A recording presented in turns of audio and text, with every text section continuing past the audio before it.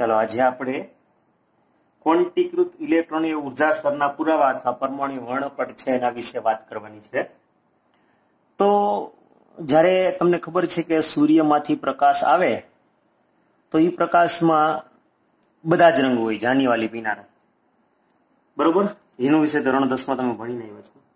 તો પ્રકાશની ઝડપ છે એ કયા માધ્યમમાંથી પસાર થાય એની ઉપર આધાર રાખે. શૂન્ય અવકાશમાં ગતિ કરતા હોય ત્યારે જાનીવાલી પીનારા બધા જ રંગોની ઝડપ કેવી હોય તો કે સરખી હોય. પણ જ્યારે કોઈ બીજા માધ્યમમાં, એક માધ્યમમાંથી બીજા માધ્યમમાં પ્રવેશે ત્યારે તમને ખબર છે કે એનું વક્રીભવન પણ થાય છે. અને એના વેગ, વક્રીભવન થવા પાછળનું કારણ પણ તમને ખબર છે કે એના વેગ, બરોબર? તો પ્રકાશની ઝડપ છે એ કયા માધ્યમમાંથી પસાર થાય તેના ઉપર આધાર રાખે. અને આને જ લીધે જ્યારે કોઈ પ્રકાશનું પુંજ એક માધ્યમમાંથી બીજા માધ્યમમાં જાય ત્યારે એના મૂળ માર્ગથી વિચલિત એટલે કે વક્રીભવન પામે છે. તો આપણે જોઈ ગયા જયારે સફેદ પ્રકાશ છે, તમે 10માં ભણી ગયા આવી રીતના પ્રિઝમ, ત્રિપાર્શ્વીય એટલે કે 3 બાજુ વાળું પ્રિઝમ, એની ઉપર તમે સફેદ પ્રકાશને આપાત કરો તો પ્રિઝમમાંથી પસાર થઈ અને આમ આપણને અલગ અલગ રંગો જોવા મળ્યા હતા પડદા ઉપર. તો ખબર છે ને, નીચે સૌથી જાની વાલી પીનારા, આમ 7 રંગો આપણને પ્રાપ્ત થયા હતા.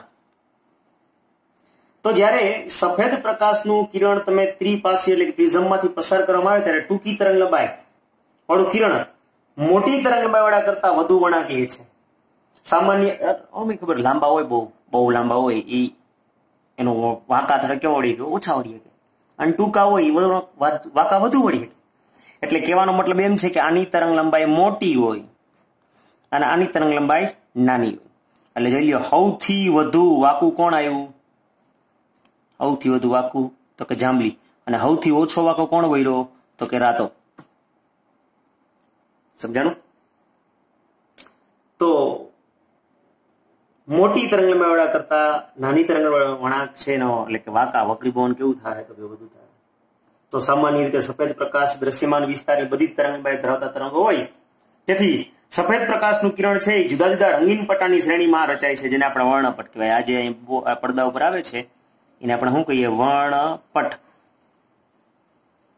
તો આમાં આ વર્ણપટ કેમ બતાવે કે જાંબલીનો રંગ ક્યાં પૂરો થાય ને ક્યારે નીલો ચાલુ થાય એ બેની બાઉન્ડ્રી મિક્સ થઈ ગયું, અને નીલો ક્યાં પૂરો થાય ને વાદળી આવે તો એ બે બાઉન્ડ્રી કેવી થઈ ગઈ હોય તો કે મિક્સ થઈ ગઈ. સમજાણું? મેઘધનુષમાં પણ આ જ વસ્તુ જોવા મળતી હોય. તો લાલ પ્રકાશ કે જે સૌથી વધુ તરંગ લંબાઈ ધરાવે છે તેનું વળવું કેવું હોય? સૌથી ઓછું. આ રીજો અહીંથી જરાક જ વળાંક હોય, રાતા રંગની, લાલ રંગ. શું કામ? તો કે તરંગ લંબાઈ સૌથી મોટી છે. સમજાણું? તો વળવું કેવું થયું? ઓછું થયું. જયારે જાંબલી પ્રકાશ કે જે સૌથી ઓછી તરંગ લંબાઈ ધરાવે છે તે સૌથી વધુ વળે છે.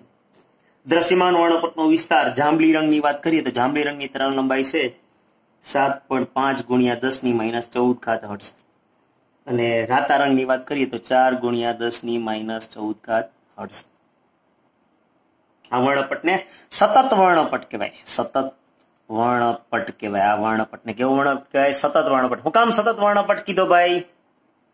મેં કીધું ને કે બે રંગ મિક્સ થઈ જતા હોય અને એકો એક તરંગ લંબાઈમાં પ્રાપ્ત થતી હોય. હું કામ સતત? માટે કે જાંબલી ને વાદળીમાં ભળી જતો હોય, વાદળી લીલામાં ભળી જતો હોય, આમ એકબીજામાં ભળી જતો હોય. આ જ વસ્તુ મેઘધનુષમાં પણ આવી રીતના આકાશમાં તમને જોવા મળે છે. તો દ્રશ્યમાન વર્ણપટ વિદ્યુત ચુંબકીય વિકિરણનો એક નાનકડો ભાગ છે.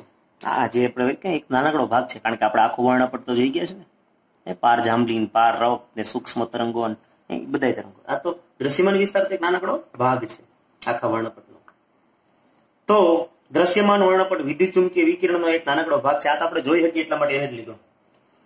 વિદ્યુત ચુંબકીય વિકિરણ જ્યારે દ્રવ્ય સાથે પારસ્પરિક ક્રિયા કરે છે ત્યારે પરમાણુઓ અણુનું ઉર્જાનું શોષણ કરે છે. બરોબર ને? તમે કોઈ પણ આપણે ન જઈએ કાલે ફોટો ઇલેક્ટ્રિકમાં તમે આવી રીતના કોઈ પણ સપાટી પર વિકિરણ આવવા દેશો એટલે શું કરશે? એ ઉર્જાનું શોષણ કરે છે. અને માની લો કે એક પરમાણુ છે એની પર ઉર્જા પડી તો એની ભૂમિ અવસ્થામાંથી કઈ અવસ્થામાં જાય તો કે ઉત્તેજિત અવસ્થામાં. કેમ? તમે છાનામાના બેઠા હોય એ તમારી ભૂમિ અવસ્થા કહે, તમે શાંત હોય ત્યારે, અને કોઈક તમને ફેરવીને ફડાકો મારે એટલે તમે કઈ અવસ્થામાં આવી જાઓ? ઉત્તેજિત અવસ્થામાં. શું કામ? તો કે ઉર્જા મળી ને ઠપાટ દ્વારા. તો અણુ પરમાણુ પણ છે એ કેવો હોય? એની ભૂમિ અવસ્થામાં જ હોય. નોર્મલ કન્ડિશનમાં. પણ જેવી તમે ઉર્જા આપો એટલે અણુ પરમાણુ છે એ આ પ્રકાશમાં જે મળતી ઉર્જાનું શોષણ કરે અને ભૂમિ અવસ્થામાંથી ક્યાં જાય? ઉત્તેજિત અવસ્થામાં.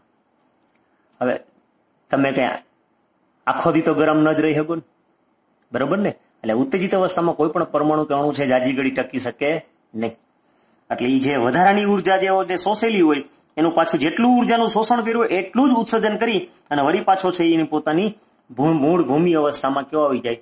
તો કે પાછો આવી જાય. સમજાણું? કારણ કે ઊંચું ઉત્તેજિત અવસ્થા એટલે કે ઊંચા ઉર્જા સ્તર એ કેવા હોય? અસ્થાયી. અને ભૂમિ અવસ્થામાં કેવા હોય? સ્થાયી. સમજાણું?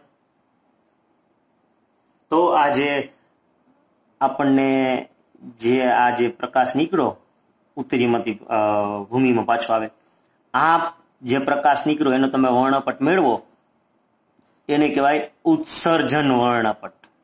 કેવો વર્ણપટ કહેવાય? ઉત્સર્જન વર્ણપટ. સમજાણું? રેડી?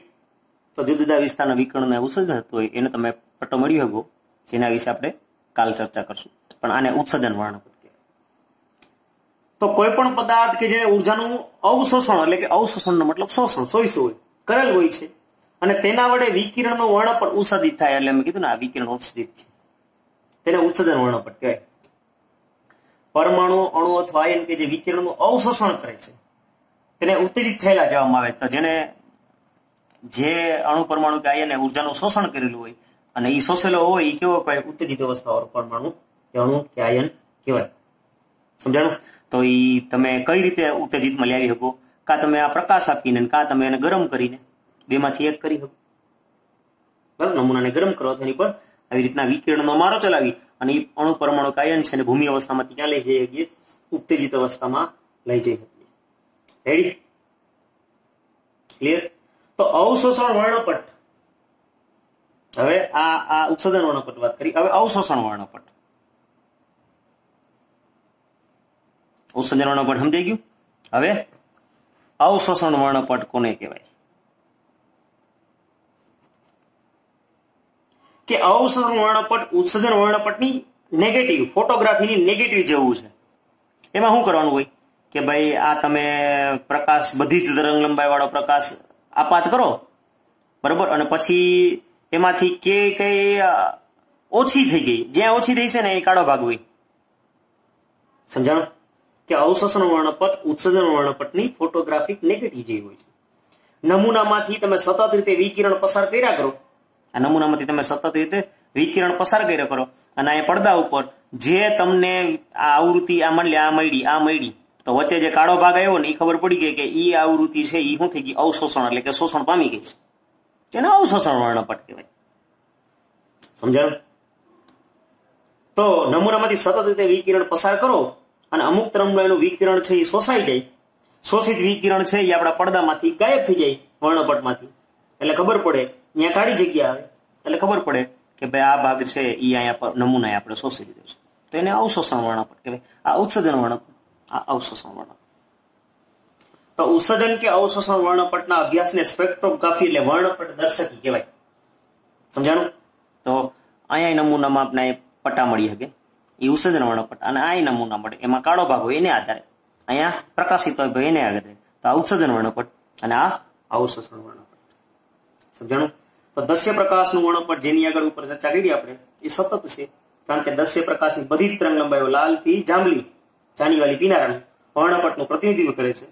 બીજી તરફ વાયુમય કલામાં પરમાણુના ઉત્સર્જન વર્ણપટ લાલ થી જાંબલી રંગની તરંગ લંબાઈનો ફેલાવો સતત દર્શાવતા નથી. આપણે જોશું આગળ, કાલે ચર્ચા કરશું આની ડિટેલમાં. તમે આ પરમાણુ ઉપર તમે આ સફેદ પ્રકાશ આપાત કરશો એટલે કે બધાય પ્રકાશ જાનીવાલી પીનારા, તો અહીંયા આપણને બધાય રંગ મળવાના નથી. અહીંયા બધાય રંગો મળ્યા હતા એટલે આ સતત વર્ણપટ હતો. પણ આ જે પરમાણુ નાણુનો વર્ણપટમાં હોય એ કેવો હોય? અસતત. બરોબર? એટલે કે અમુક તરંગ લંબાઈઓ છે એ ન દેખાતી હોય, અહીંયા કાળો ભાગ હોય.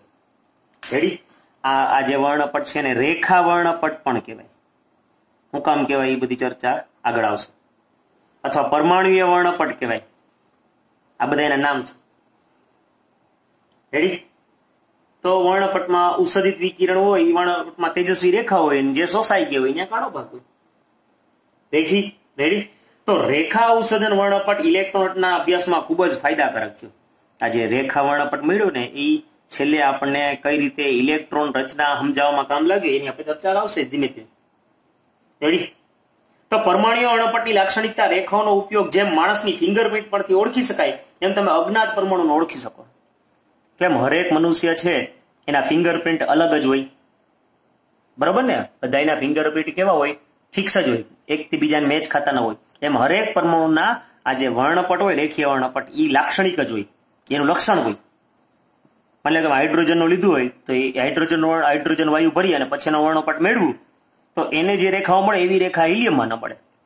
સમજાણું? એટલે લાક્ષણિક એની પરથી તમે પરમાણુને ઓળખી શકો. સમજાણું? અજ્ઞાત નમૂનાનું.